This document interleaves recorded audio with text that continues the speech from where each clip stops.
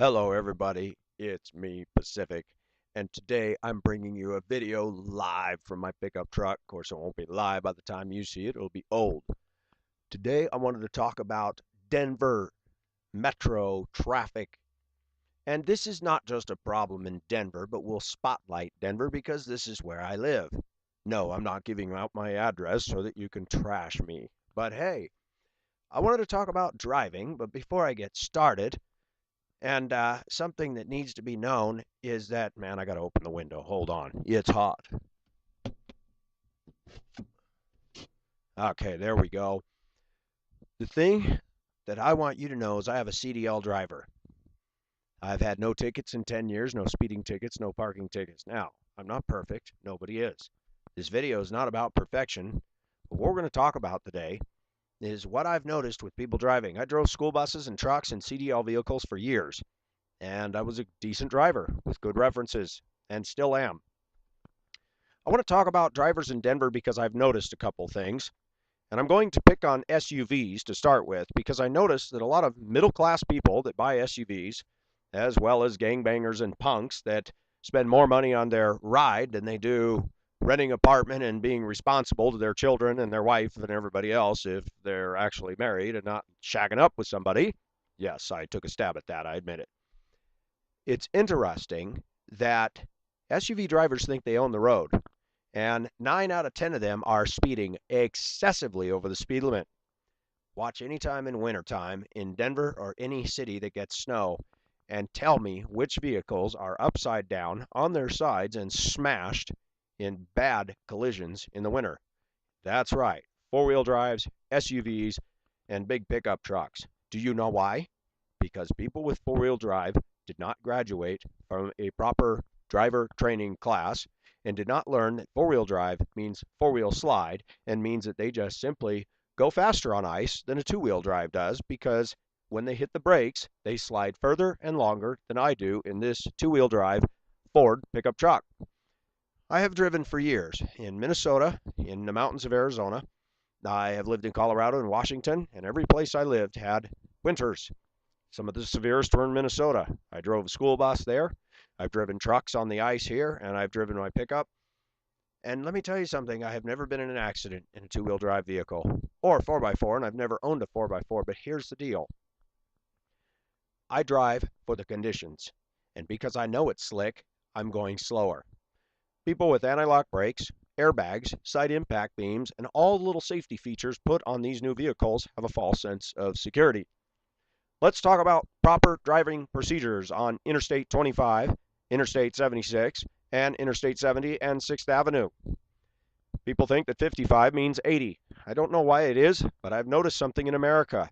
Our education is not doing a good job because for some reason they cannot read the speed limit.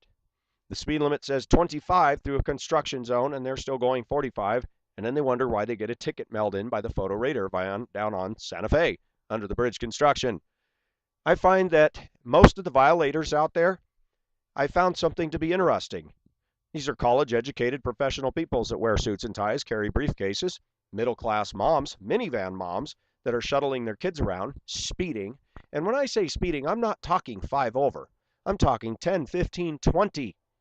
Go down Alameda through Washington Park. It's 30 miles an hour in there. But you always get squirrels that got to zoom through at 60 with heavy traffic. I've always wondered about people. Are they that insecure when they get in their vehicle? What is it about the man in the jacked up pickup or the SUV that's got to pass everybody, whip to the left, whip to the right, and guess what? After all that, I get down to the light on Downing after they zipped around me from, you guessed it, University, and guess who's sitting at the red light next to me? And you know what I like to do? Turn my head and go, "You feel good now?" And then what's really fun is to watch the psyche of these great educated fools as they peel out and take off, and they're so embarrassed that now they got to really show off, and then they aggressively scream and go ripping through traffic and get to the next red light. Or actually, because they see me coming and realize that they didn't get any further ahead and now they're embarrassed, they'll just run the red light, thus endangering people's lives. I've got a message for people that speed excessively like that. And when I say excessively, I'm talking at least 10 or more over the speed limit. You're a danger to me and everybody else, and you're a fool. You're an idiot. You're not a good driver. anytime you're breaking the law, you are not a good driver. And what bothers me about this is you're selfish, insensitive, and don't care about anybody. Pretty disgusting. I think they also need to have psychological testing for people who get in automobiles. And for SUV and big pickup owners, they should be required to pay extra permit prices to own those vehicles and take special training classes on how to operate those, turn corners properly, go at appropriate speeds in those vehicles, because when you hit somebody with that big thing, you're going to kill somebody. I have also noticed with Denver drivers in big vehicles, they like to roar right up on other vehicles and intimidate them, especially smaller cars and smaller pickups. Do you think you're going to push somebody out of the way? Because I tell you, it doesn't work for me. You can intimidate, you can yell and scream, and you can have a complete meltdown in your vehicle, which I watch from my mirror right over that way. And I look right in the mirror and I just smile and go around me, dude. You're not going to intimidate me out of your way. And if you hit my rear end, you better hope you got insurance, because if you don't, I'll take you to court. If you don't hit and run me, that's another problem we got in Denver. A lot of people, illegals with no insurance and legals with no insurance. And I say to them, they should be incarcerated for 6 months. The car should be impounded and sold, and the money should be turned back to the city and county of Denver. Oh, yes, that'd be a good idea. Minivan moms, you're a great example. Teaching your children, shuttling them from sport to sport, and proud of their academic achievements with your little honor student thing on the back. Or my student is a Boy Scout, but you didn't learn something back when you were a kid. You didn't learn the most foundational thing to life. Children learn by example. And when they see mommy speeding and going, damn it, get out of my way, and flipping the mile-high salute, yep, that's this right here. Real good example, Mom. I love it. I drive a school bus, and I've had mothers flip me off as they run through my stop arm in a minivan loaded with kids. And the stop arm's been out, and kids are crossing the street, and minivan mom almost hits them. I also love minivan moms that clutter up and park in the school zones. Buses can't get in there. We politely tap the horn, not lay on it. And you get the middle finger from the great mom who's the mature example. Gotta love it. Let's talk about motorcycles and bikers in Denver, because I'm going to nail them. The bad Bob image is getting disgusting. The law applies to you too, Mr. Big Hairy Harley Davidson guy. And I got to be honest, I don't like some of you guys. You guys are rude, you're intimidating, and you drive like idiots. Whip around me, I'm going the speed limit. You don't even have the courtesy of using a turn signal. And I know you don't care, but I'm just airing my frustration at drivers in America. What's ironic about driving in America is we're supposed to be one of the most civilized countries in the world, one of the most highly educated in the world, the most blessed in the world. And I look at the people with the nice bikes and the nice SUVs, and they're the ones cutting everybody off, using very few manners, speeding, running red lights, turning, and turning in Denver is atrocious. You come down Alameda, take a right turn on Santa Fe, you're supposed to get in the right lane, signal, when safe, move to the middle, signal, when safe, move to the left lane, signal, when safe, move into the turn lane to turn to get back on I-25.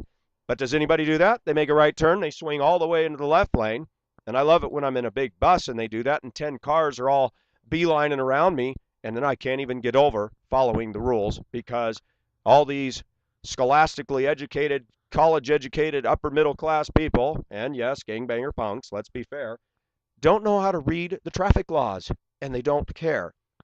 Unfortunately, the police have a lot of work on their hands. They cannot possibly keep up with all this. The other thing I notice is people don't know how to stop behind a limit line at a crosswalk. They think that having the hood halfway into the crosswalk, and then they wonder why the pedestrian's giving them the dirty look. You're supposed to stop behind it. Now, there are times when you can't. I understand that. But some of you can stop, and you don't. The other thing I love is tailgaters. I used to see a bumper sticker that said, I brake hard for tailgaters. I don't, because I don't want them to hit me. And I've noticed something. Tailgaters are unable to get a clue and figure this one out. That when I'm being tailgated, I don't want to hit the brakes because I know you're going to get all your panties in a wad and probably all around me and endanger me and cause an accident in your road rage aggression. I want to deal with this issue of college level people and people that work in the business world. You guys may know how to operate a corporation, and you may know how to be able to analyze data and do all the things you do in your little Denver Tech Center or your Cherry Creek office, but you don't know how to drive. I am sorry to say this, and I know you don't care, and I know you think you're a good driver, but you're not. You endanger those of us by zipping from the left lane to the right lane, no turn signals, and I have it all the time. Cherry Creek is a wonderful place. Go through the Cherry Creek Mall area, and all the little geeks and their Audis and Mercedes and got their head back and cocky and their left hand hanging over the steering wheel like this. I got to say something to you. Your immaturity, your insecurity, and your cockiness is simply a mask for insecurity. I hate to say it, but buying that expensive car doesn't make you a better driver. It's pretty sad to see somebody driving those expensive name brand cars, which, by the way, aren't going to last any longer than my 17-year-old truck because you'll get rid of it or you'll smash it up. I think it's interesting that you don't know how to drive. I think it's interesting that those expensive Quattros that you bought and the Porsches did not come equipped with turn signals. And it's funny, they have not the stopping ability at a red light. I find that interesting. You paid too much money for the car, you need to take it back and get a refund. Or maybe you should have stuck with that cheap Geo Metro they made a few years ago. That was a great little car. The only reason I won't drive it is with all these monsters on the road, I'm afraid of being hit. At least in my truck, I have some protection. So let's talk about drivers. You guys know what a school bus stop sign means? You need to stop. I know you're in a hurry, but so am I. I've got a route to do. And guess what? When I'm driving in my truck, I've never ran a school bus stop sign. I wouldn't even think of it. What's going through your head? You know, if you kill a child, that's going to be something akin to like a felony, I believe. Ouch. But they don't care. Women texting on their cell phones. The height of complete narcissism and selfishness. You are not capable of multitasking. I know this because I see you as you slide through red lights, as I'm in the middle lane and I see you veering closer and closer to my driver's side or my right side, and I have to tap the horn, and you in irritation look up and jerk back in your lane and give me the dirty look. Hey, I'm just warning you because I really don't want to be hit, and I don't think you want to pay for the premiums on your up-costed insurance after you get in an accident because you're texting. Yeah, I got a problem with that. Red light runners, you guys ought to be thrown in jail. You're dangerous. In fact, I will go as far as to say I've seen enough aggressive drivers just in the last week since I've come back to Denver in March and just going up and down the highways and freeways. The complete blatant rudeness. I'm an American citizen. Why are you punking on me? We're all in the same country. We say this is the United States, and Americans treat each other like SHI beep. And you know what bothers me? Total stranger to stranger confrontation. I have watched drivers deliberately roar up on somebody, go around them when they're going the speed limit, give them a dirty look, and then cut 2 inches in front of them with no turn signal.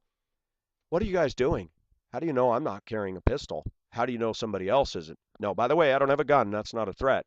But you don't know who's carrying heat. Anybody watching this, you might want to check your driving. And I'm getting tired of this age-old thing, well, everybody else goes 5 or 10 over and the cops allow that. No, they don't. They can nail you for going over the posted speed limit, and they do. And I feel for the cops because they got a lot to do. Yes, there's some bad cops, we know that. But driving, there's a reason the speed limits were set the way they were. And again, none of us is perfect. Sometimes I've been driving, and I'm like, oops, I'm going over a little bit. And I catch myself, and I brake.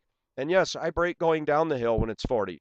And I just accelerate to go up the hill when it's 40. But most people like to fly down the hill so they get the momentum to go up the other without having to push the brakes. I know, it's hard to drive without being lazy. This is my thought on Denver. I want to say something about cyclists, too, while we're at it. Denver cyclists, some are really good. They stay to the right, they use hand signals, they stop at red lights. But I would say most of the cyclists, especially what I call the bicycult people, meaning the cyclists who wear all that sporty, what I call bike wear, and they think that they're the next Lance Armstrong, and you stop in your truck at a red light, and they sail past you on the right through the intersection, and then you got to pass them again as they're hogging the middle of the entire lane, not staying to the right, or when they have a bike lane, they're riding on the white edge closest to traffic instead of centering themselves. I don't know who you people think you are, but the last time I checked, I'm not going to take on a 5,000-pound pickup, and I'm certainly not going to take on a 26,000-pound CDL vehicle or greater. Kind of stupid. Some of you cyclists out there that think you got the same rights fail to realize you do have the same rights, but you're also expected to follow the same rules as we are. You're supposed to stop and wait till the light turns green. You're supposed to stop at a stop sign, look both ways, and then proceed with caution. You're not supposed to ride in the middle of the traffic lane. You're supposed to ride as far to the right as is reasonably safe. You don't. You know, it's hard for me to respect cyclists when they do this. It's also hard for me when I'm walking with my girlfriend the other night down at Overland Park on the Platte River, and she and I are walking as a couple to the right with plenty of room for cyclists to go around on the left. Can't bother to say on your left, and they get as close to me as they can as they're whizzing through there. Big, giant, built guys. And I'll tell you what, if I get hit or my girlfriend gets hit, there's going to be a problem. Just saying, there's going to be a problem because after I pick up the pieces after being hurt, your bike takes a spill. Not good. So I don't understand rudeness in America. I don't understand rudeness behind the wheel, especially those that have the nice rides. You ought to be happy and blessed that you can afford something like that. You ought to slow down, chill out, enjoy the drive. And for those of you that drive every day, zipping in and out of traffic to get one car length ahead increases your heart rate, increases your stress level, and your adrenaline's going. And by the time you get to work, you're all fired up, and then you're sitting there yelling about all the bad drivers on the road when you're one of them. Interesting. So some of the worst spots are I-25 from the tech center all the way into Denver.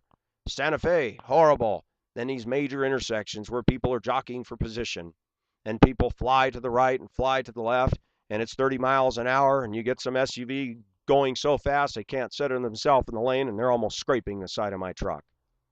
I don't know what's happened to people today. If you're running late, get ready earlier. Just my thought. I consider myself a decent driver, not a perfect one, but I sure as heck don't try to be mean to people. I signal in advance to let people know I'm coming over, and I look and make sure it's clear. Another problem I have in Denver is when we're coming down on-ramps to get on a freeway. People in the old days used to merge and let you in. And I'm not talking about those that bully their way down the on-ramp and force everybody out of the way who has a right to that lane. But some of us in bigger vehicles, we need that acceleration. We can't jam on the brakes. And you won't even move. You stay right there alongside us and keep speed so we can't get over. You don't speed up or slow down. You don't yield, nothing. Lame. The other thing I don't like is when you do put on your signal to move over, 10 cars suddenly gun it so you can't get over. Driving is not the place to play head games and undercurrents. Driving is serious stuff. People can be killed. Vehicles can be damaged. And there are times when the insurance companies may not cover it because of your own recklessness. This is just my thoughts on Denver traffic. I'd like to see people be required to have a special permit and special training for the ownership and use of an SUV and the big, what I call unnecessary pickups, four-door diesels that most people are buying just for a macho, insecure cover for their pathetic image. A vehicle shouldn't be a statement. It's wonderful that we can all pick what we want. I like what I drive, and there's a reason I like it. But to use your vehicle to prove your identity and to use your vehicle as an extension of your insecurity that you got to drive reckless and endanger somebody to prove to everybody, I can beat everybody to the next red light. Can I have a medal? You're not educated, and you're not wise, and you're a fool. And I really love the parents with the kids in the car showing a great example so that their kids can in turn learn to be a complete jerk on the road. This is Pacific's thoughts on it. Thank you for watching. And as Dennis Anderson in Duluth on the news used to say, good night, everybody, and be kind. When you're on the road, try to show some courtesy. It's not that hard. Try to cut people slack. Try to use your turn signals. Try to drive the speed limit. Try to have a space cushion in front of you. And when you make a right turn, go into the proper lane, signal, and then move when safe. Stop at red lights. Stop at stop signs and don't roll through them. And quit endangering pedestrians. You're bigger than them. Quit using your vehicle as a weapon. Yield to them. Let them cross. Don't gun it when they're 2 inches from you because you see a break. Not cool. This is Pacific signing off. Have a great day. Happy driving.